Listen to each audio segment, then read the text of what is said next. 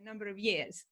So what I'm going to do is I'm going to begin by setting the scene in the study of metaphor and illness. Why is it important? What can we do in that area?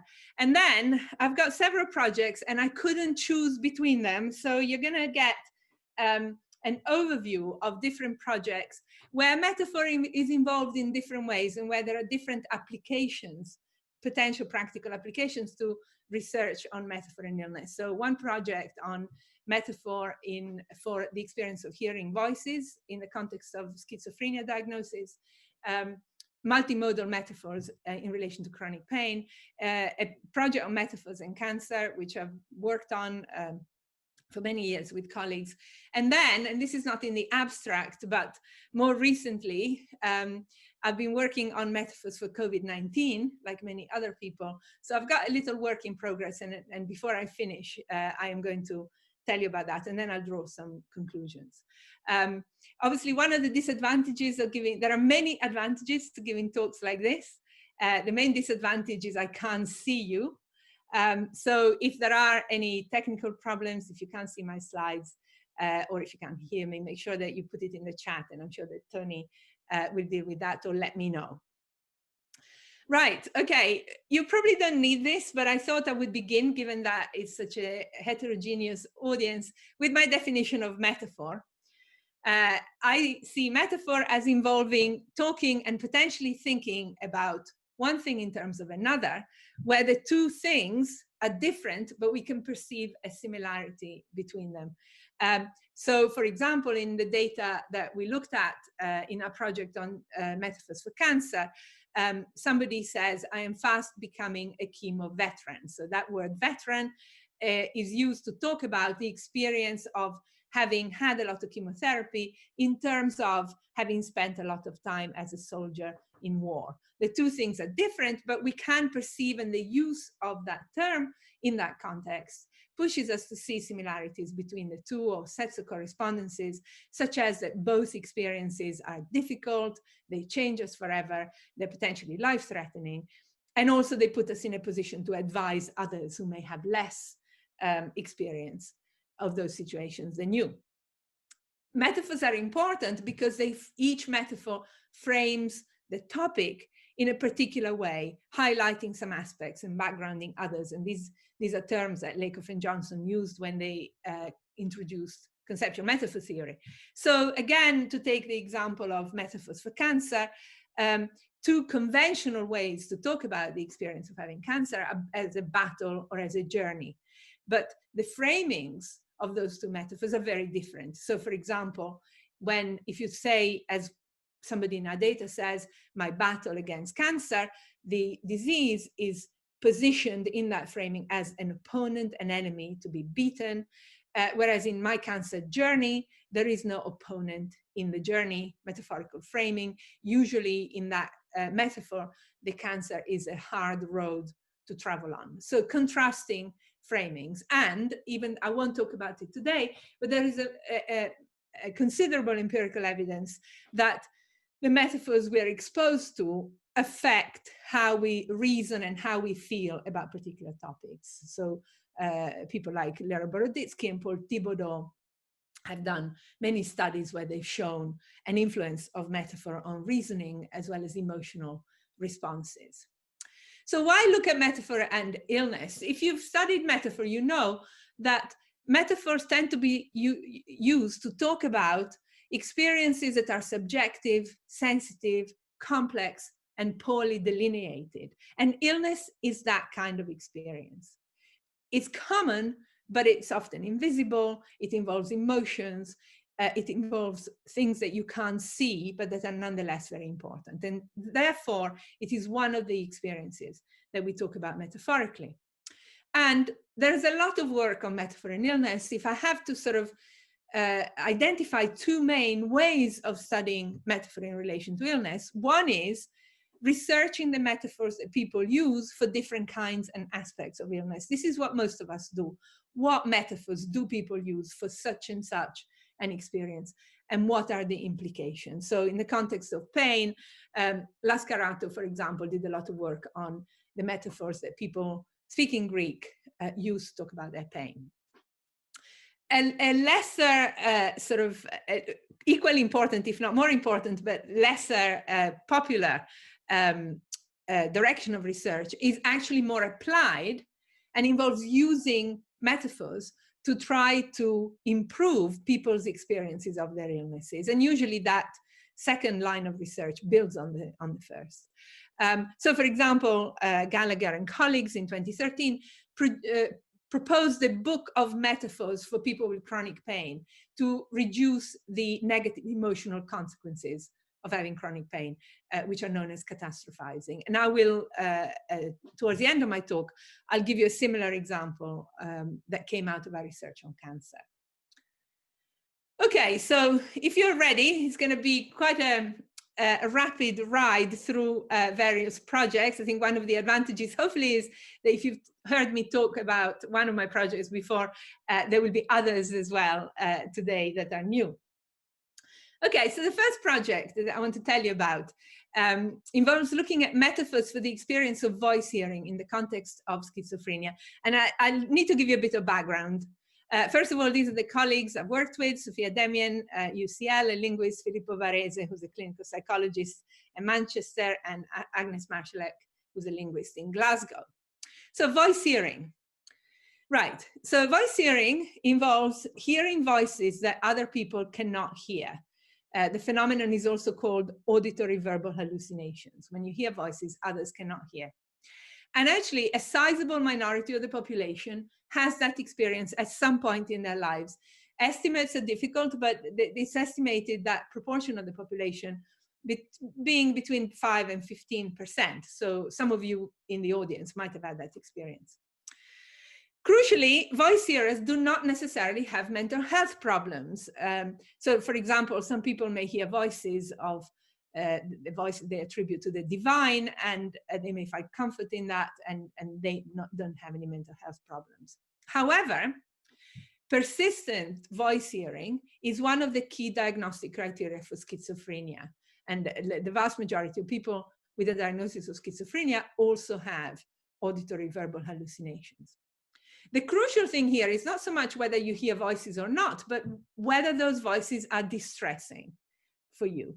And that is what really makes a difference in terms of whether people need help with their voices or not. Now, distress is linked to several different factors, and one of them is how much control the person feels that they have over their voices, and conversely, to what extent they feel controlled by the voices. Now, we did a study of metaphors looking at, in particular, at how metaphors were used to express degrees of control or lack of control over the voices. So what we call empowerment or disempowerment. And you have a definition there in relation to the voices. Okay, this is the data we looked at. We looked at 10 interviews with voice hearers with a clinical diagnosis conducted by our collaborator, 𝗵𝗵𝗂 𝗟𝗔𝗘. And the interviews involved several questions about that experience, and they also included a specific set of questions that are part of a clinical interview schedule that is aimed at assessing from a clinical perspective a range of characteristics of voices: how long the person has had them for, how live they are, where they perceive them to be, inside or outside their heads, etc. For the purposes of the linguistic analysis, and you'll see in a moment why, we were given transcripts of the interviews, but excluding the bits that had the clinical interview where people were being assessed. We did not get those. And the reason was that we wanted to see whether, without knowing how people responded to the clinical questions, we wanted to see whether an analysis of metaphors enables us to predict how distressing the voices might be for individuals. I will just give us a small sense of the findings. One of the types of metaphors we looked at are what we call violence metaphors. Others may call them war metaphors. They're a little bit broader than that. The crucial thing is that some participants in the interviews use metaphors that involve scenarios of physical violence that they apply to their interactions with voices. So one person says, P stands for participant, and I've given you numbers just to give you a sense that you've got different people. You don't need to worry about them. one person says, I feel like lying down because I get tired of fighting him. And him is the voice, and fighting him is trying to talk with the voice, or trying to control the voice to some extent. But if I try to fight through it, he shouts really loud. So here, fighting, words relating to fighting are being applied metaphorically to the interactions with voices. Those of you who are familiar with conceptual metaphor theory might see these as an instantiation of argument is war, although it's not always arguments necessarily, but it's that kind of conventional pattern. Now, crucially for us, the people who use more violence metaphors tended to be more distressed. So because these metaphors reflected a kind of conflictual relationship with the voices. So let's look at that in a little bit more detail. One particular participant, who we call P6, was one of the most distressed. And what is interesting about P6 is that his violence metaphors were very extreme in terms of the nature of the metaphorical violence. So the voices were described as very aggressive. In the first example, when that nurse leaves, you're going to get hammered. This is what he says the voices are saying to him. He's in the context of a medical consultation, and what they're threatening him basically. When that nurse leaves, you're going to get hammered. So hammering is a particularly violent attack. Then he says to the interviewer, just imagine there's a gang of men out there waiting to batter you, a gang of men waiting to batter you now, and you'll do everything you can to stay in here because you know what is waiting for you out there, and that's what it's like. So this is a very rich scenario in which he's trying to explain what his experience is like, feeling that there's somebody out there waiting to beat you up. Well done. And the crucial thing from P6's point of view is that he describes himself as being unable to react effectively. So here's a very lengthy simile. It's like trying to fight with one hand tied behind your back. I mean, it's like if me and you had a fight in this room now, and you had one arm tied behind your back and I had both arms free, it wouldn't be a fair fight. And that's what this is like. So we found a correlation between violence metaphors and distress. And we found that one of the most distressed participants had metaphors that involved these very disempowering scenarios of being attacked and being unable to defend yourself. P6 also has some other metaphors, non-violence metaphors, that suggest extreme disempowerment. So here's an interesting container metaphor for his head. Container metaphors for the person's head are quite common in the discourse around voices, but this is a very peculiar metaphor to P6. So he says, you could say, I've got some good news for you, and give me some good news now. I try and fit that into my head, but there's no room for it. My head is full of negatives, absolutely full, chock-a-block full of negatives, and that is what it's like. So this is extremely disempowering because this metaphorical scenario of the head as a container that the voices are filled with negativity, so that there's no more space for anything else, suggests that he has kind of accepted the situation where there can't be any positives in his life. Now, very briefly, if we look at other people who might be less distressed, they tend to use metaphors that suggest a more equal and sometimes mutually helpful relationship with the voices. Some are very, very conventional metaphors to do with physical support or construction. So one person says, I try and support her, the voice, they try to support me. So it's a reciprocal relationship. I do have to build myself up, and the voices do build me up a little bit. Another pattern is similes that evoke in-group relationships, such as family or friends. So yeah, it's a bit like a little group gathering that's all working together. So this is the person talking about the voices that they hear. Or I treat her like a sister. So these metaphors correlate with less distress.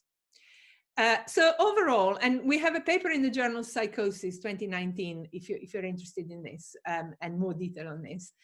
So what we looked, it's a small study, we're doing a much bigger one now, but it's a small study, just 10 interviews. But what basically we saw is that metaphors can be a signal and possibly a determinant of distress associated with voice hearing. There is that always that tension between they reflect experiences, but they also reinforce particular perceptions, for example, of disempowerment.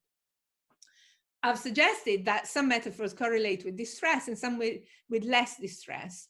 Violence metaphors tend to correlate with more distress. Others, like kinship and wholeness, less distress and a greater sense of control.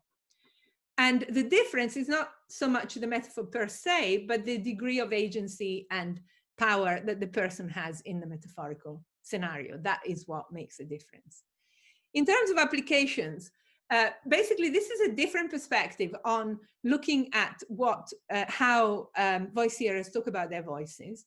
And what is new about it from the perspective of psychology is that we don't just look at what people say, but how they say it. This is what we do as linguists and discourse analysts.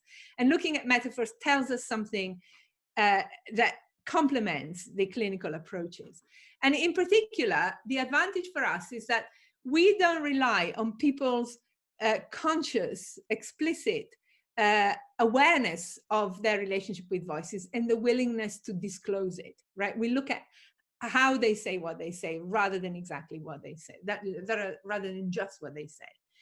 And so we can have additional insights into what it's like to have those experiences, the lived experience of voice hearing, that, as I say, complement other approaches. And I don't have time to talk about it in detail here, because some therapies involve helping people engage with their voices in less distressing ways. Anything that helps to understand better their current relationship with voices can make a contribution even to potential therapeutic avenues. And at the moment, we're engaged in a much bigger study with 40 currently interviewees, where we're trying to do exactly that. So that was one project, and you can see what metaphor is trying to do, metaphor research is trying to do in that context. This is a slightly different project and involves multimodal metaphors for pain. Now, again, a little background, although pain is much better known than voice hearing. Pain is a basic and fundamental human experience. We all know what it's like to have pain. In its most prototypical form, pain is essential for survival. If you accidentally touch a hot iron or a flame with your arm, without you even consciously appraising the situation, the unpleasant sensation that you get when your skin begins to burn gets you to remove the arm really quickly, and you avoid further damage. So in that sense, it's essential. However, there are different kinds of pain. The pain I've just talked about, known as nociceptive pain, is pain that results from damage to bodily tissues, like when you burn your skin or cut your flesh, etc. So in that sense, it's a kind of alarm mechanism. But not all pain is like that. Some pain, known as neuropathic pain, is pain that you feel. It's an unpleasant sensation that you feel, but it's in the absence of, it doesn't straightforwardly result from damage to the body. So many headaches, backaches, and even more extreme cases, phantom limb pain, pain in a limb that has been amputated, are all cases of pain that are not straightforwardly nociceptive. And in that context, the pain is often harder to diagnose because you can't see the source of the pain. Sometimes you can't even see it with X-rays or scans. So communication is much more important, not least because neuropathic pain often becomes chronic. So it persists for months and months or years.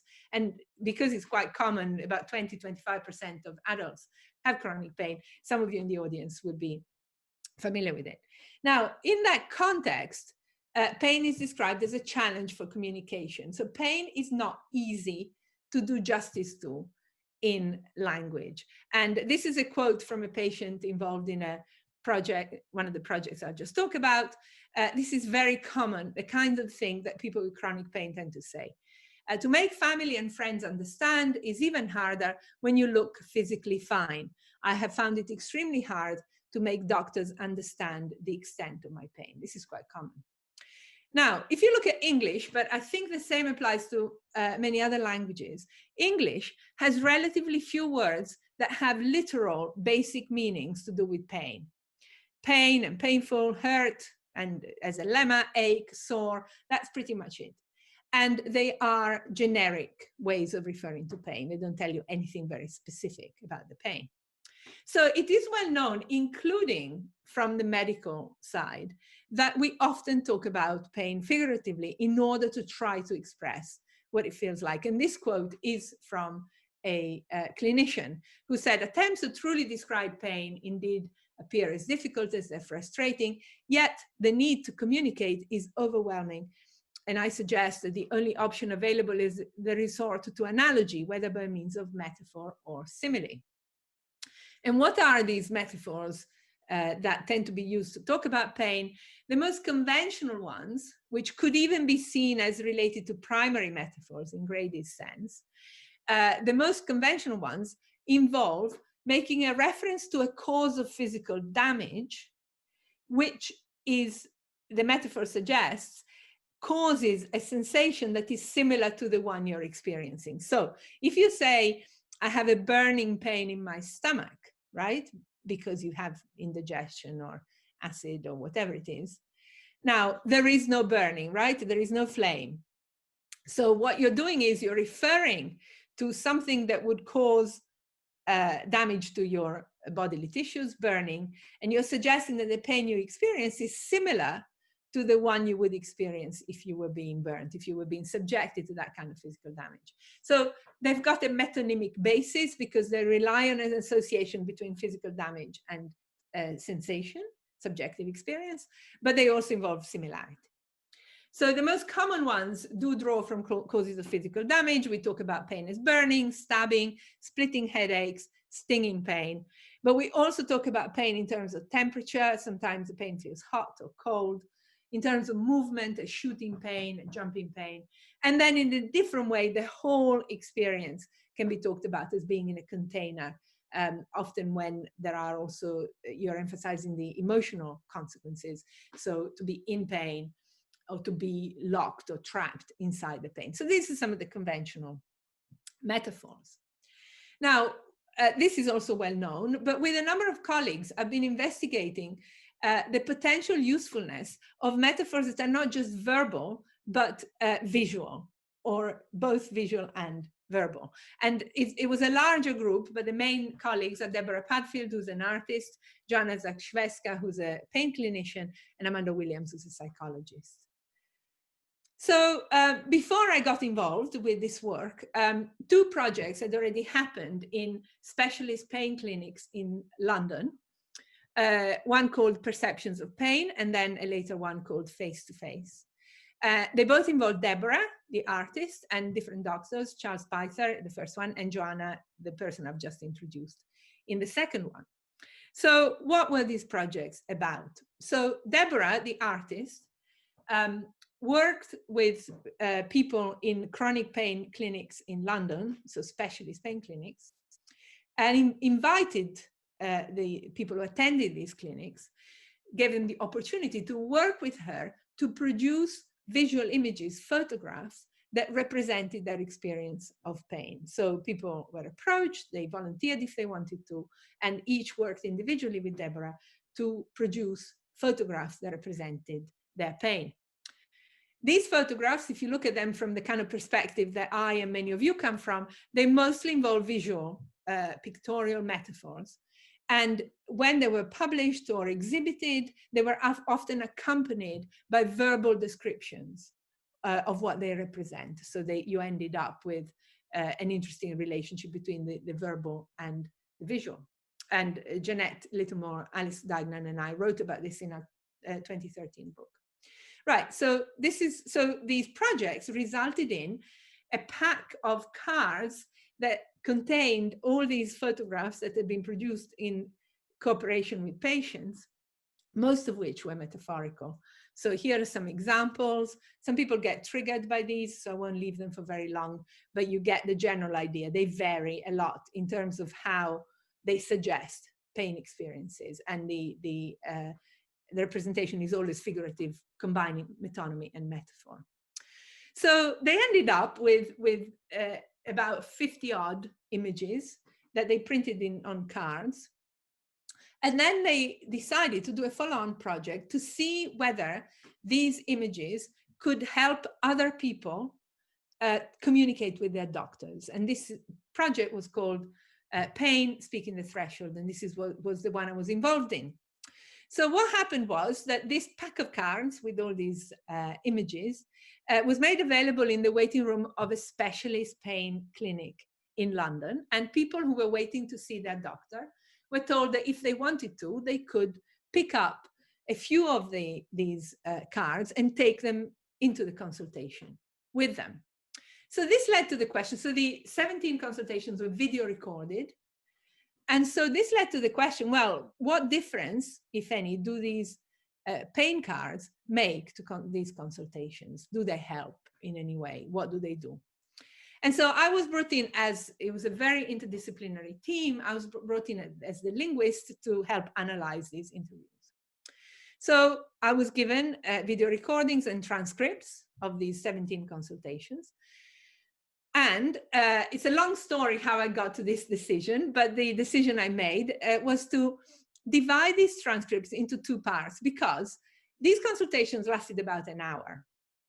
And they involved a lot of stuff that those doctors normally did with patients in terms of questions and examinations, etc. And you could see when the cards were actually actively being used, sometimes all in one go, sometimes at various points.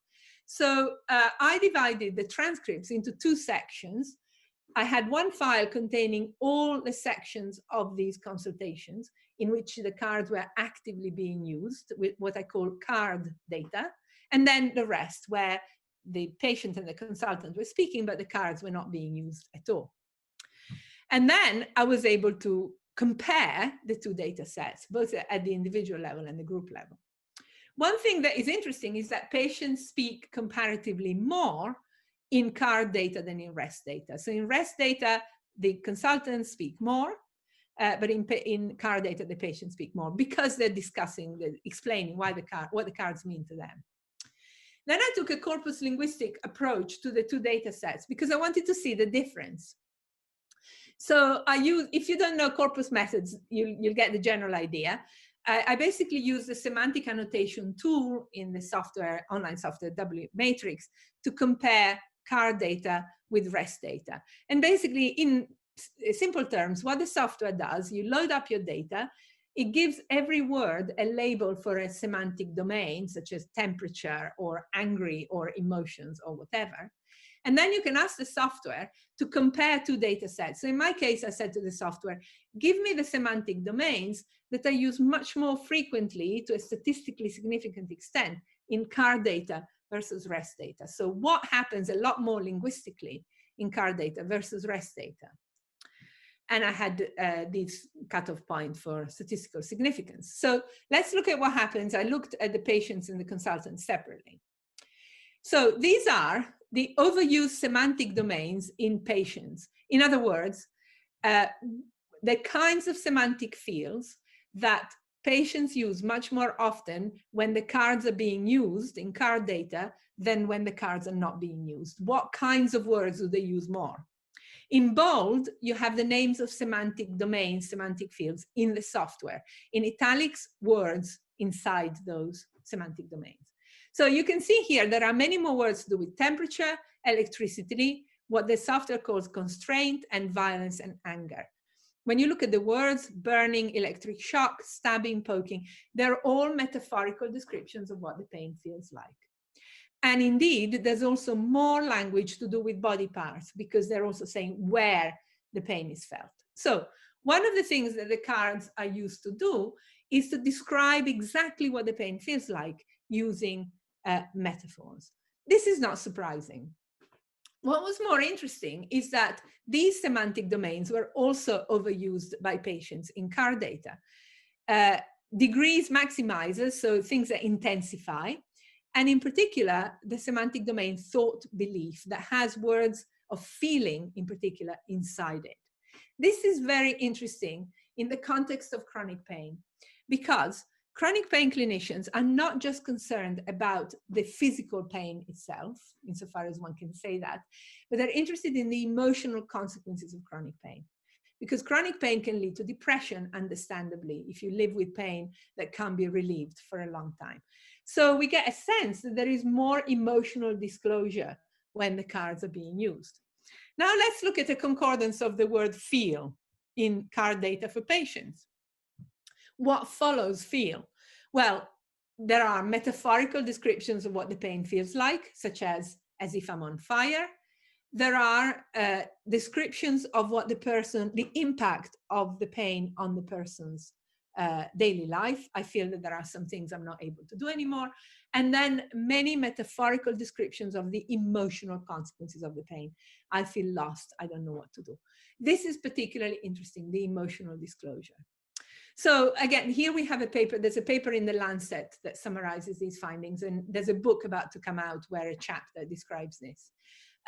So the availability of visual images that are metaphorical in the ways I've shown you seems to increase how much patients speak, but in particular, metaphorical descriptions of what the pain feels like and emotional disclosure on the part of patients.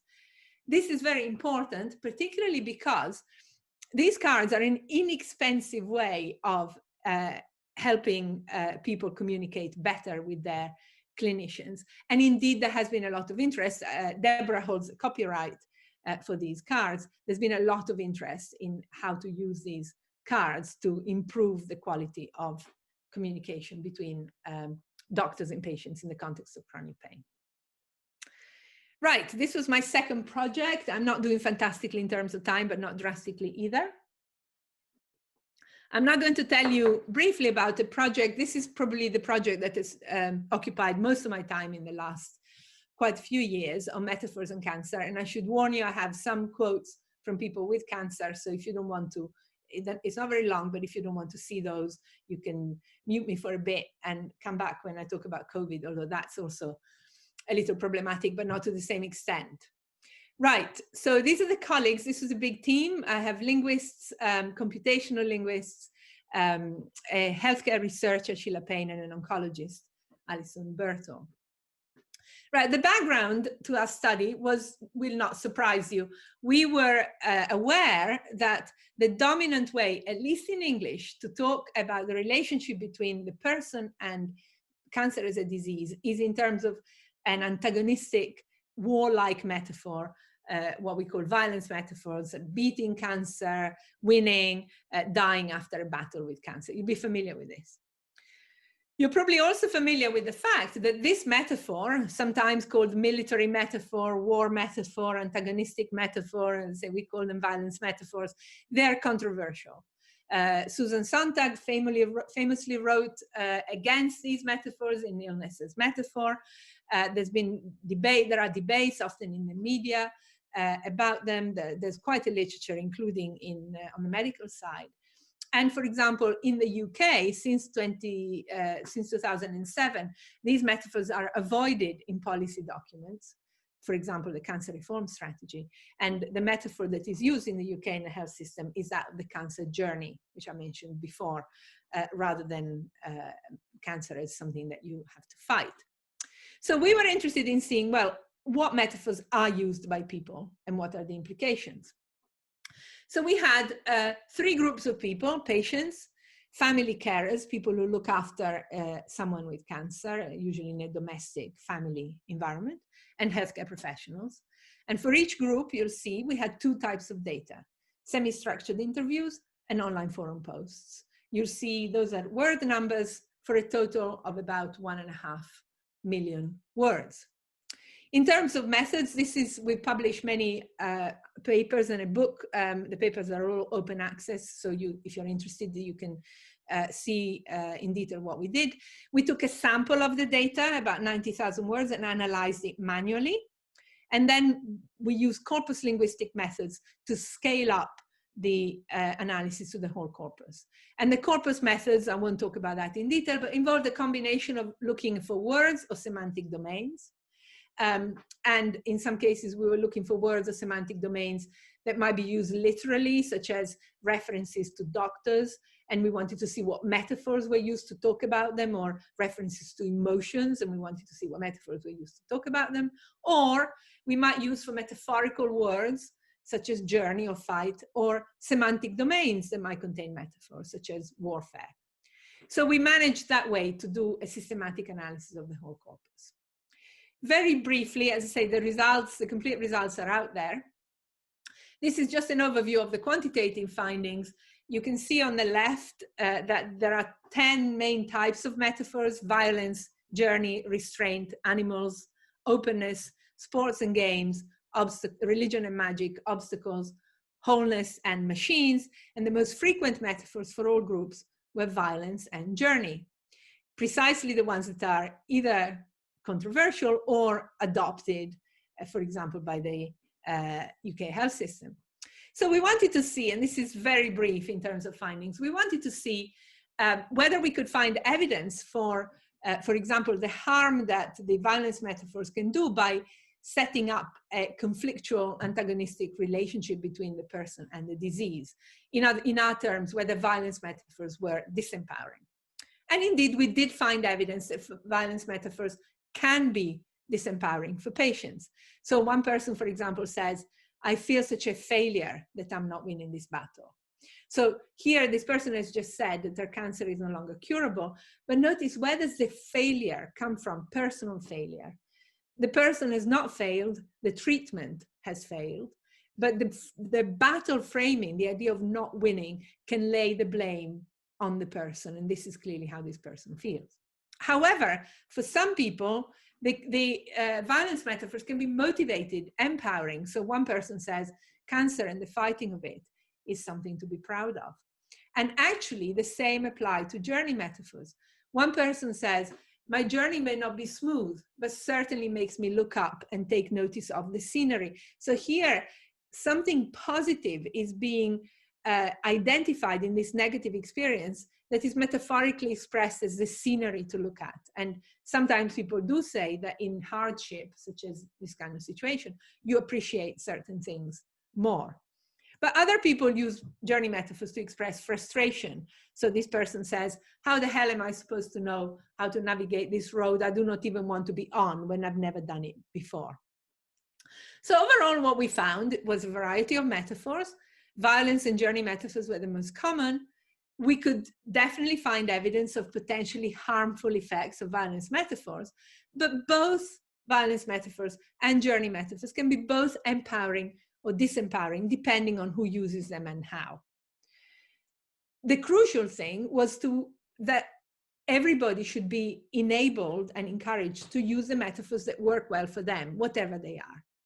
And in order to do that, we drew from our data and other sources what we call the metaphor menu for people living with cancer, which is a practical resource that gives people inspiration as to what metaphors could be used. So the metaphor menu is a collection of quotes from our data and other sources. So this is the leaflet version. There is also, we also did cards for this. So here they are, lots of cards with different colors. I have a daughter who's a graphic designer, so that helped too.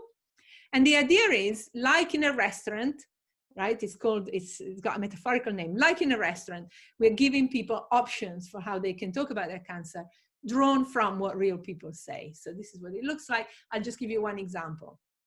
One person uses a musical metaphor for cancer. So not a journey, not a battle, but music.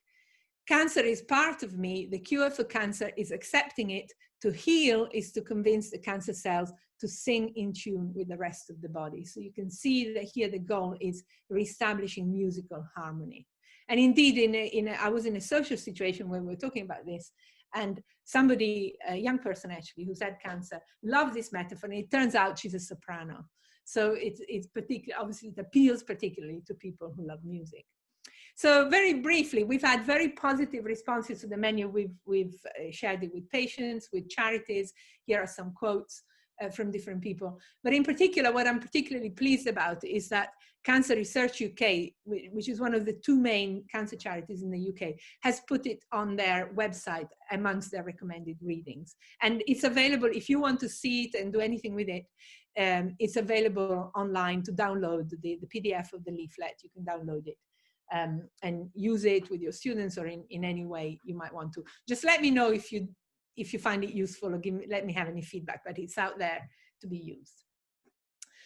Okay, I've got about 5 more minutes. I am just going to tell you very briefly about some work that is going on metaphors for COVID-19, which initially was one of the ways of trying to cope with lockdown, actually doing some work on what was going on. Now, once again, and this won't surprise anybody, I'm sure that many of you have looked at this too, at least especially the beginning of the pandemic, and certainly in some countries, including the UK, the dominant metaphors for talking about COVID and what to do about it were military, violence, war, whatever you want to call them.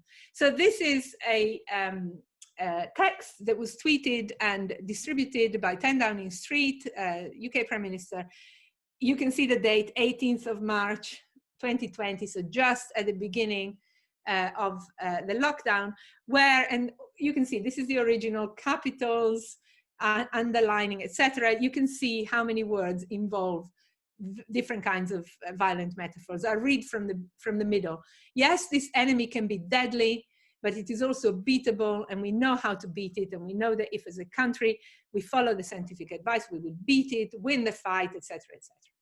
Now, these metaphors can be quite good at rallying people's support, and at the time we all had to change our way of life so dramatically that they had a use at the beginning, potentially. But war metaphors like this are always problematic. They set up, again, an antagonistic relationship, but in particular, they weren't that good at suggesting what we were all supposed to do, which was basically nothing, right? For most of us who weren't doctors or key workers, we had to be inactive rather than active. And then there are many other disadvantages of these metaphors, including potentially legitimizing extreme measures, for example, on the part of governments, authoritarian measures on the ground that there was a war going on. So a group of people started off with some metaphor scholars in Spain. Then I got involved with my colleague, Veronica Koller. We set up an initiative called Reframe COVID, which was about collecting together alternative metaphors, non-war, non-violence metaphors for COVID.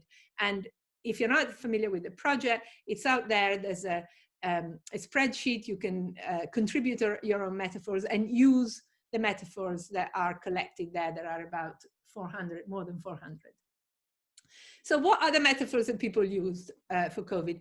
Many are the usual suspects: journey metaphors, sports metaphors, metaphors on natural disaster like tsunamis, and many personifications of the virus, a mugger, a wild animal, an unwanted visitor, etc. What I want to tell you is what I think specifically about fire metaphors. So I'll just take 2 more minutes of your time. So when we were doing, so you can imagine, right? I mean, we've all been through this. Well, we're not even through this time. It was a very confusing time, including in terms of what to do research-wise about all of this. And so I was very glad to be involved in some research together with other people, collecting data with other people. It was great. But then sometimes this work, and certainly Reframe COVID, attracted media attention in the UK, in Spain. So we got interviewed, and I got interviewed multiple times by the media.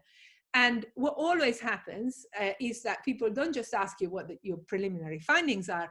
They say, what should we use? What are the best metaphors? And this happened with the cancer project too. That's how we ended up with the metaphor menu.